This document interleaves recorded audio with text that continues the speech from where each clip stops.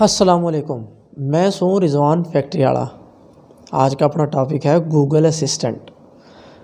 देखो, थम कोई भी कारोबारी हो, कोई भी हो, असिस्टेंट ने तो बड़े जानो। इसी तरीके से गूगल का भी एक असिस्टेंट है और गूगल का असिस्टेंट बहुत ज़रूरी काम करे। सबसे ज़रूरी काम के काम करे।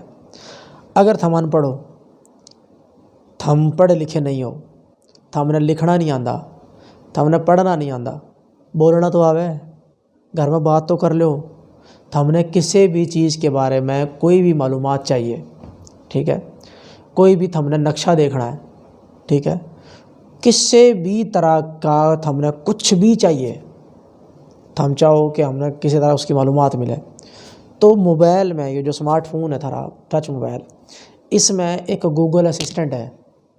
उस गूगल असिस्टेंट से थम बोल कर कहोगे कि मैंने यो बता, इस्लामाबाद की आबादी कितनी है, या पाकिस्तान में कितने सूबे हैं, इमरान खान की बीवी कितनी है, थमने हर बात बतावेगी ये गूगल असिस्टेंट, ठीक है। हर बात का थमने सही जवाब देवेगी। थमने और कोई भी हम कौन से टाइम पर कौन सी फसल उगावा पूछो इससे, यो थमने सारी वीडियो काट कर दे देगी। भाई इससे ये देखो, ये देखो, ये देखो, थमें वीडियो देखोगे थमने पता लग जाएगा कि अच्छा यो काम हम कर सका।